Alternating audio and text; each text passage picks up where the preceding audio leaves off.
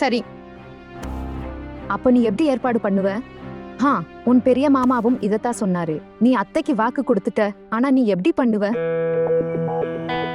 நிஜமாவே தெரியலக்கா நான் என்ன பண்ணுவேன்னு.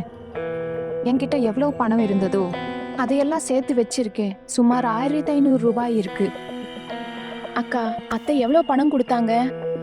அத்தை 5000 கொடுத்தாங்க. 1500 சேர்த்து 6500 ஆச்சு.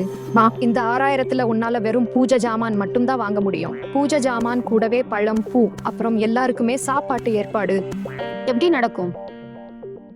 ஹே ஸ்ரீ கிருஷ்ணா, நீங்க ஒருத்தர் தான் எங்களோட மானத்தை காப்பாற்ற முடியும். நாங்க எல்லாரும் உங்க அப்பாவி பக்தர்கள் தான். நாங்க வேண்டது உங்களுக்கு பூஜை நடக்கணும்னு தான். நீங்க ஒருத்தர் தான் எங்களுக்கு உதவி செய்ய முடியும். ஜெய் ஸ்ரீ கிருஷ்ணா, ஜெய் ஸ்ரீ கிருஷ்ணா, ஜெய் ஸ்ரீ கிருஷ்ணா, ஜெய். அக்கா, அது நேத்து உங்க ரூம்ல இருந்து பயங்கரமா சத்தமும் சண்டையும் கேட்டுட்டே இருந்துச்சு. அதெல்லாம் ஒண்ணும் இல்ல. அது உன் பொல்ட்டு அண்ணா இருக்காரே, ஒரு கழுத புலி மாதிரி எப்ப பார்த்தாலும் கத்திக்கிட்டே இருப்பாரு. ஏய் பாரோ, தன் புருஷனை கழுத புலின்னு சொல்லுவாங்களா? நான் உண்மையத்தான் சொல்றேன்க்கா. எப்ப பார்த்தாலும் கழுத புலி மாதிரி கத்திட்டே தான் இருக்காரு. நேத்து என்ன திட்டி தீத்து என்ன சொன்னாரு தெரியுமா? எந்த பொண்ணு என்ன அடிக்கடி அவமானப்படுத்துறாளோ, அதாவது நீ, அவகிட்ட நான் இனிமே எப்பவுமே பேசக்கூடாதாம். அது எப்படி முடியும்? நான் என்ன பண்ணுவேன்? நான் சொல்லிட்டேன் பாருங்க, நாங்க ஒரே வீட்டுல இருக்கும்போது பேசித்தான் ஆகணும்னு. அதுக்கு அவர் என்ன சொன்னாருன்னா, நீ மட்டும் அவகிட்ட பேசினா அவளதான் என் தலையை உடைச்சிடுவேன்னு சொன்னாரு. ஆமா, இப்போ நான் தலையை உடைச்சுக்குவா? நானும் சொல்லிட்டேன், சரி நீங்க ஒரு வேலை பண்ணுங்க, என்ன இந்த வீட்டை விட்டு கூட்டிட்டு போங்க, ஒரு வாடகை வீடு எடுத்துட்டு போய் இருக்கலாம்னு சொன்னேன். அப்புறம் அவர் என்ன சொன்னாரு? ஐயோ அக்கா, உங்க கொழுந்தனார பத்தி தெரியாதா? பணத்தை விட அதிகமா அவர் வேற எதையாவது நேசிப்பாரா என்ன? வாடகை வீட்டுக்கு பணம் கொடுக்க அவரால முடியாது, அவருக்காரா மறுத்துட்டாரு. இதுதான் எங்க வீடு, இந்த வீட்டுல முழு உரிமை இருக்கு, அதனால இங்கதான் இருக்கணும்னு சொல்லிட்டாங்க. அவகிட்ட பேசக்கூடாதுன்னு போகும்போது என்ன எச்சரிச்சுட்டு போனாரு. அதனால அக்கா, என் கூட பேசி உங்களோட கஷ்டத்தை அதிகமாக்கிக்காதீங்க. அவர் உங்களை ஏதாச்சும் பண்ணிட்டா என்ன பண்றது? ஆனா அவர் அதிகபட்சம் என்ன பண்ணுவாரு? அடிப்பாரா? கை நீட்டுவாரா? இத பார்த்துதானே எல்லாம் பயப்படுறீங்க. நான் தான் நிறைய அடி வாங்கிட்டேனே. அப்புறம் திட்டுறாரு, கத்துறாரு, அவமானப்படுத்துறாரு. அதனால பரவாயில்ல, இப்பெல்லாம் இந்த மாதிரி அடி வாங்குறதுக்கு எனக்கு பயம் இல்லை. அவர் சொன்னாருங்கிறதுக்காக நான் அவன்கிட்ட பேசாம இருப்பேனா? அது நடக்கவே நடக்காது. ஆனா ஒண்ணு, உனக்கு என்கிட்ட பேச விருப்பம் இல்லைன்னா பரவாயில்ல, நான் பேச மாட்டேன். ஆனா கொஞ்ச நேரத்துக்கு மட்டும்தான். நான் அவன்கிட்ட எப்பவும் பேசிட்டே தான் இருப்பேன். ஏன்னா அக்கா, நான் எப்ப சொன்ன உங்ககிட்ட பேச மாட்டேன்னு? இப்பதான் சொன்னேன். உங்க குடும்பத்துல நிம்மதி இருக்கணுங்கிறதுக்காகத்தான் நான் அப்படி சொன்னேன், வேற எதுக்கு? இந்த விஷயத்த நினைச்சு நீங்க யாரும் கவலைப்படாதீங்க. என் குடும்பத்தை நான் பார்த்துப்பேன். இது வரைக்கும் பார்த்துக்கிட்ட மாதிரி இனியும் பார்த்துப்பேன்.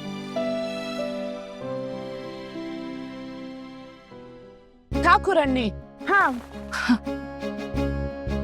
நீ தயாரா? ஆமா, யார் யாரையெல்லாம் கூப்பிடணும்னு சொல்லுங்க. இந்த ஏரியாவுல இருக்கிற எல்லாரையும் கூப்பிடுவோம்.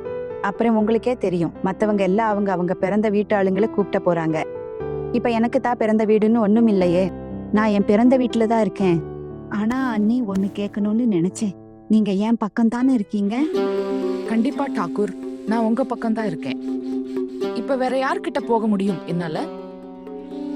இவ்வளவு நாளா யார மதிச்சு நடந்தனோ அவங்க ஒரு அந்நிய பொண்ணுட்ட மொத்த குடும்ப பொறுப்பையும் ஒப்படைச்சிட்டாங்க.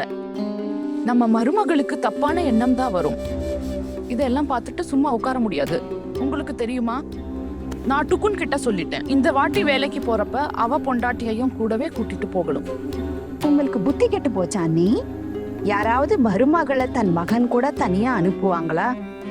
அப்புறம் உங்க மக உங்க பேச்ச கேட்பானா? அவ உங்ககிட்ட திரும்பி கூட வரமாட்டான். நான் சொல்றது புரியுதா? என் மகனை பார்த்திருக்கீங்கல்ல, அவ தன் பொண்டாட்டிய எப்படி கட்டுக்குள்ள வச்சிருக்கான்னு. அவ பொண்டாட்டிய தன் காலுக்கு அடியிலையும் என்ன தன் கண்ணு முன்னாடியும் வச்சிருக்கா பாருங்க அண்ணி. நான் என் மக அப்புறம் மருமக மேல இப்படித்தான் எல்லாத்தையும் என் கண்ட்ரோல்ல வச்சிருக்கேன். நீங்க சொல்றது சரிதான் டாக்கூர். நான் தான் தப்பா யோசிச்சுட்டேன். ஒருவேளை என் மருமகளும் டுக்குனும் அங்க போயிட்டாங்கன்னா அவங்க 2 பேரும் ஜாலியா இருப்பாங்க. ஆமா, டுக்குன் பத்தி உங்களுக்கு தான் தெரியுமே, அவ தாராள பிரபுன்னு நினைச்சு பணத்தை இறைக்கதா தெரியும். என் மருமக ஒண்ணு சளைச்சவில்ல. இவங்க 2 பேரும் அங்க போயிட்டாங்கன்னா பெத்தவங்கள சுத்தமா மறந்துடுவாங்க.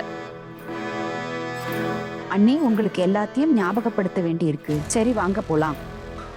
போலாமா? சரி டாக்கூர் போலாம். என்னது, பூஜைக்காக மொத்த ஏரியாவையுமேவா கூப்பிட போறோம்? ஹாஹா, கண்டிப்பா. அண்ணி இப்ப தூங்கிட்டே இருப்பாங்க. நாம சீக்கிரமா இந்த வேலையை முடிச்சிட்டு வந்துடலாம். அதுவும் இல்லாம அண்ணி தான் சொன்னாங்கல்ல, ஏரியால இருக்கிற ஒவ்வொரு குடும்பத்துல இருந்தும் 1-2 பேரை கூப்பிட்டா போதும்னு. ஆனா நாம இந்த ஏரியாவில் இருக்கிற எல்லாத்தையுமே கூப்பிடுவோம்.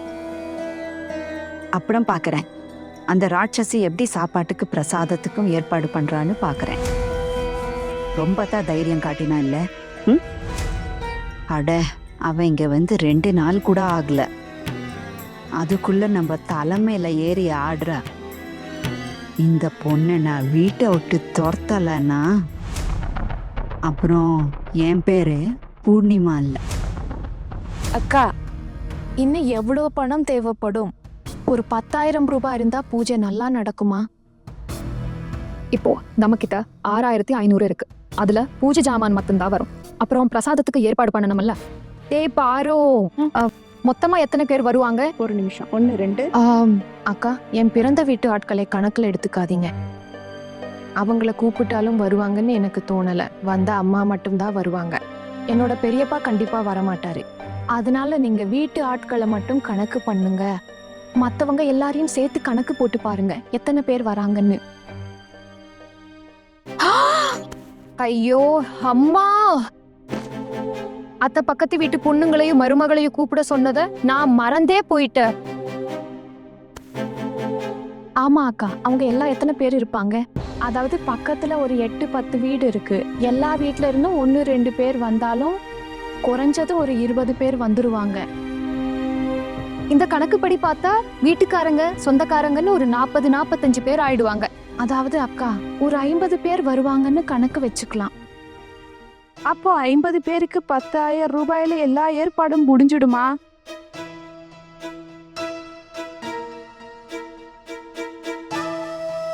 ஆனா ஒரு வழி இருக்கு. ஆனா இந்த ஏரியாவுல பண்ணா பயமா இருக்கு. என்ன? ஆமா அக்கா, சொல்லுங்க. ஐயோ இல்ல ஒண்ணும் இல்ல. ஒருவேளை எனக்கு புரிஞ்சிடுச்சு. நீங்க அந்த அடக சித்திய பத்தி தானே சொல்றீங்க? அடகு சித்தியா? இந்த அடகு சித்தி யாரு? நம்ம ஏரியாவுல ஒரு பாட்டி இருக்காங்க. அவங்க என்ன பண்ணுவாங்கன்னா, நகைய அடகு வச்சு பணம் தருவாங்க. நாம அவங்க கிட்ட போக முடியாது. நம்ம ஏரியா ஆளுங்க தானே, யாராவது பார்த்தா பெரிய பிரச்சனை ஆயிடும். அக்கா, அவங்க எங்க இருக்காங்க?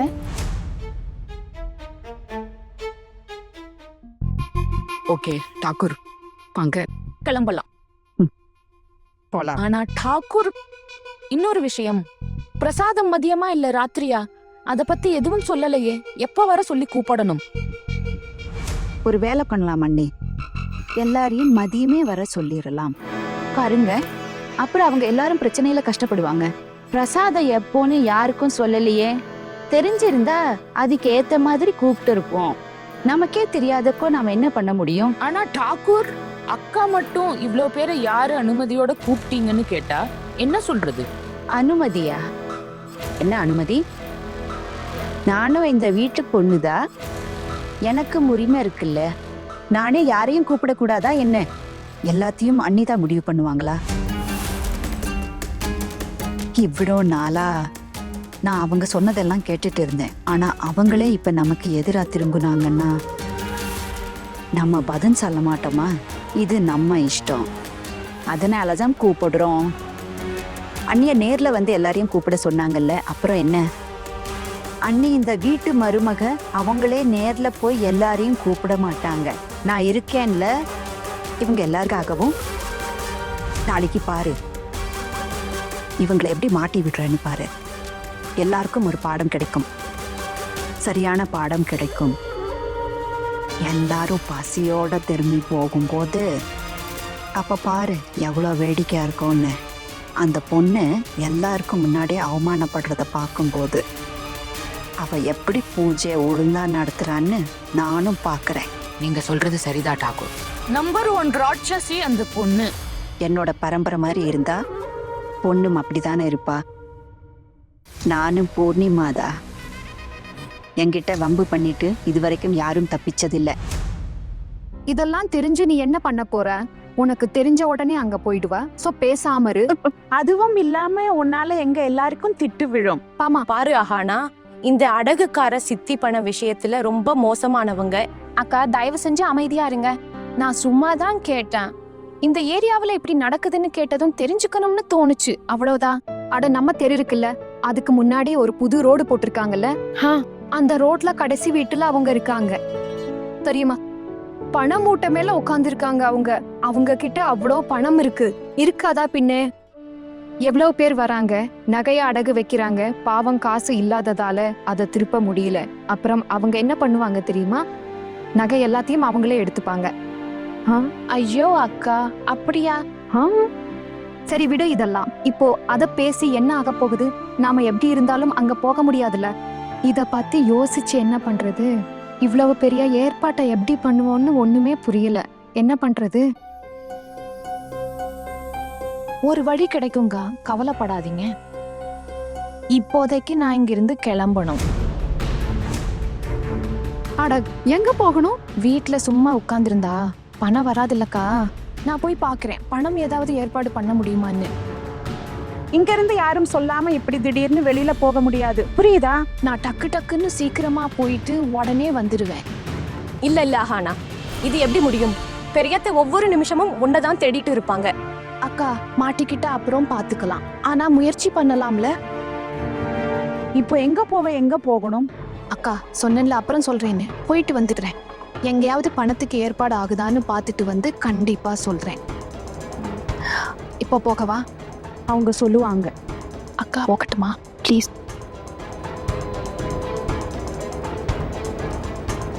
ஓகே போ, ஆனா சீக்கிரம் திரும்பி வந்துடு.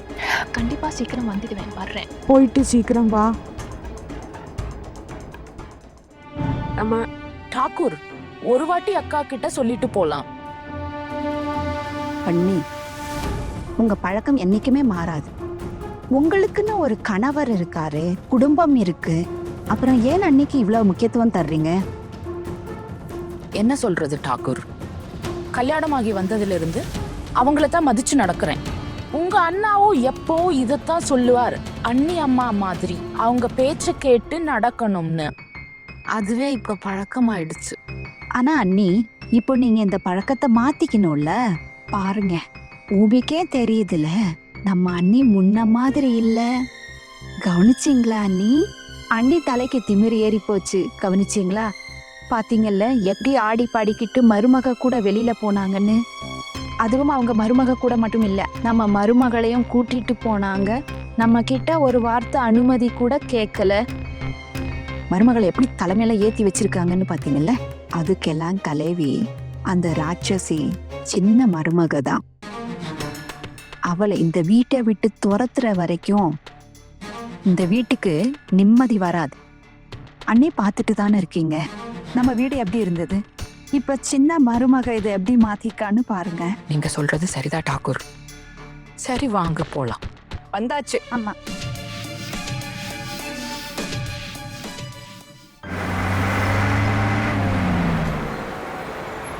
என்னடா இது வரைக்கும் உன்கிட்ட இருந்து பணம் வரல, ஒரு வாரத்துல தரேன்னு சொன்னல, பணம் கொடுக்கறதுக்கு. ஆனா இது வரைக்கும் நீ கொண்டு வரலையே.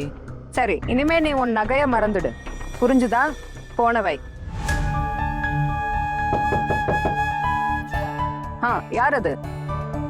உள்ள வரலாமா? வாங்க. நீங்க நகை அடமானம் வச்சு வட்டிக்கு பணம் கொடுப்பீங்கன்னு கேள்விப்பட்டேன். ஏ நீ யாரு? உனக்கு என்ன வேணும்? சித்தி பாருங்க, நான் பெரிய கஷ்டத்துல இருக்கேன். உங்களை பத்தி தெரிஞ்சதும் மனசுல ஒரு நம்பிக்கையோட ஓடி வந்தேன். நீ யாரு? நீ ஏன் உன்னோட முகத்தை மூடிட்டு இருக்க? அது எனக்கு இப்பதான் கல்யாணம் ஆச்சு, அதான் முகத்தை மூடி இருக்கேன். நீ இந்த ஏரியாவில தானே இருக்கிற? இல்ல இல்ல இல்ல இல்ல, நான் இந்த ஏரியால இல்ல. அந்த பக்கத்துல இருக்கிற மலைப்பகுதி இருக்குல்ல, அங்கதான் இருக்கேன். அந்த தெருவுக்கு அந்த பக்கம் இருக்கிற கோஷ் மலை பகுதியில இருந்து வரேன். அங்க இருக்கிறவங்க தான் உங்களை பத்தி சொன்னாங்க, நீங்க நகை அடகு வச்சு பணம் தருவீங்கன்னு. அதனாலதான் இங்க வந்தேன். சரி, திடீர்னு நகைய அடக வைக்க வேண்டிய அவசியம் என்ன? உனக்கு அவ்வளோ வயசும் ஆன மாதிரி தெரியலையே. அப்படி என்ன கஷ்டம் வந்துடுச்சு? ஒருவேளை குடும்பத்தை விட்டுட்டு ஓடி போற ஐடியா ஏதாவது இருக்கா? ஐயோ சீச்சி, என்ன என்ன சித்தி இப்படி பேசுறீங்க? நிஜமாவே என் குடும்பத்துல இப்ப ரொம்ப பெரிய கஷ்டம் போயிட்டு இருக்கு. அதனாலதான் வர வேண்டியதா போச்சு. இல்லைன்னா நான் ஏன் வர? என் வீட்ல இப்போ நிஜமாவே பெரிய பிரச்சனை இருக்கு. சரி மகளே, இந்த வசனத்தை கேட்டு எனக்கு தலையே நரைச்சு போச்சு. எல்லாரும் இதைத்தான் சொல்றாங்க. இல்ல சித்தி, நான் உண்மையைத்தான் சொல்றேன். நிஜமாவே எனக்கு பெரிய கஷ்டம், என் வீட்டுக்கு பெரிய ஆபத்து வந்திருக்கு. நீங்க இதையெல்லாம் விடுங்க. நான் இந்த நகையை பாருங்க, உங்களுக்கு பிடிச்சிருந்தா மட்டும் எடுத்துக்கோங்க. இதோ பாருங்க.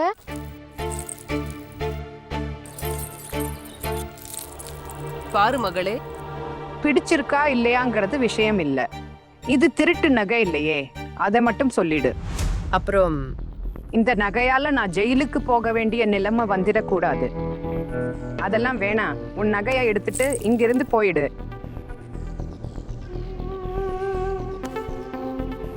சித்தி, என்ன இப்படி சொல்றீங்க? நான் ஒரு நல்ல குடும்பத்தை சேர்ந்தவன். இப்ப திடீர்னு காசு தேவைப்பட்டுச்சு, அதான் இங்க வர வேண்டியதா போச்சு. மத்தபடி வேற ஒண்ணும் இல்ல. என் கணவர் ஆபீஸ்ல கொஞ்சம் பணம் இருந்தது, அது திடீர்னு திருடு போயிடுச்சு. அது திடீர்னு காணாம போயிடுச்சு. நாளைக்கு ஆபீஸ்ல அந்த பணத்தை கட்டணும். அதனாலதான் இங்க வந்தேன். நாளைக்கு அவங்க ஆபீஸ்ல பணத்தை கட்டலன்னா வேலை போயிடும். அது மட்டும் இல்ல, ஜெயிலுக்கு கூட போக வேண்டியது வரும். நான் ஒரு பொம்பளை தனியா என்ன பண்ண முடியும்? அதான் இந்த நகைய எடுத்துட்டு உங்ககிட்ட வந்தேன். இதை தவிர வேற எதுவும் என்னால பண்ண முடியாது. என் கணவரை காப்பாத்த எனக்கு வேற வழி தெரியல. இப்போ நீங்க இந்த நகையை அடகு வச்சுக்கிட்டீங்கன்னா அது எனக்கு பெரிய உதவியா இருக்கும். மெதுவா பேசுமா, வந்தே பாரத் எக்ஸ்பிரஸ் மாதிரி பேசுற. சரி சொல்லு, உன் புருஷன் பேர் என்ன? புருஷன் பேரா? என் புருஷன் பேர் மிருத்யுஞ்சய் தாஸ். இந்த பேர் கேட்ட மாதிரி இருக்கே. இல்ல, நீங்க இதை கேள்விப்பட்டிருக்க மாட்டீங்க. அப்போ உன் பேரையாவது சொல்லு கண்ணு. என் பேர் அஹனா சேன்.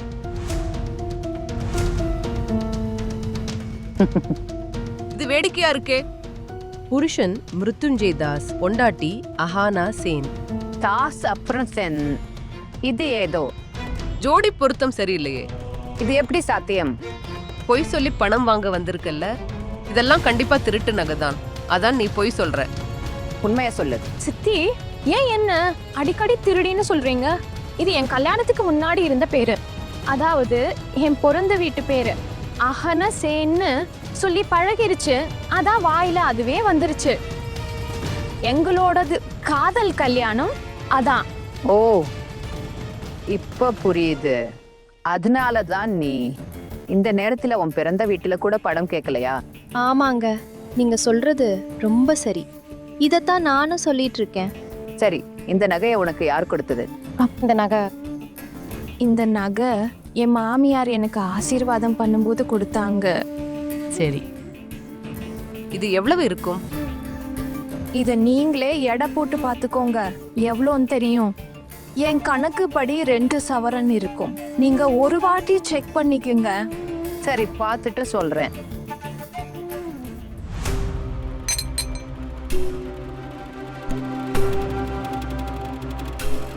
இதுக்கு அதிகமா பணம் கிடைக்காது.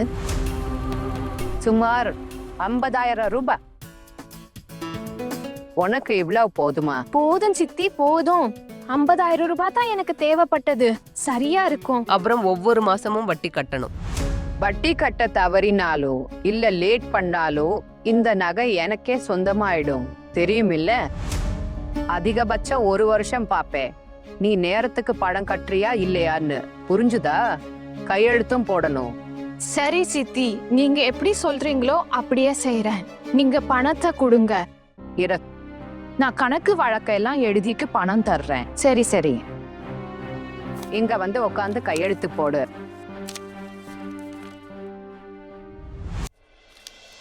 இப்போ ஒருவேளை பணம் கிடைச்சதுன்னா இதோ தர்றேன். நான் எங்கேயும் ஓடி போகல.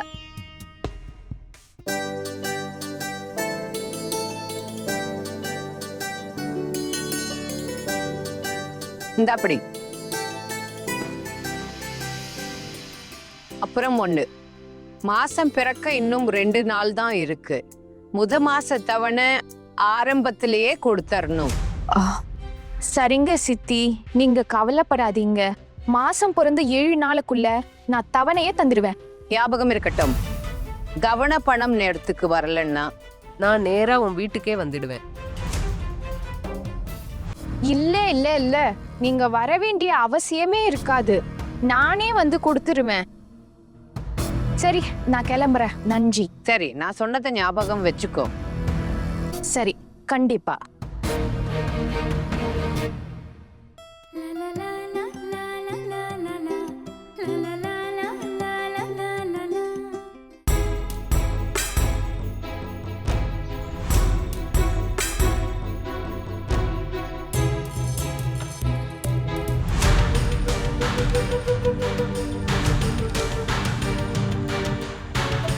இந்த பொண்ணு ஏன் இவ்வளோ பழகின முகமா தெரியுது?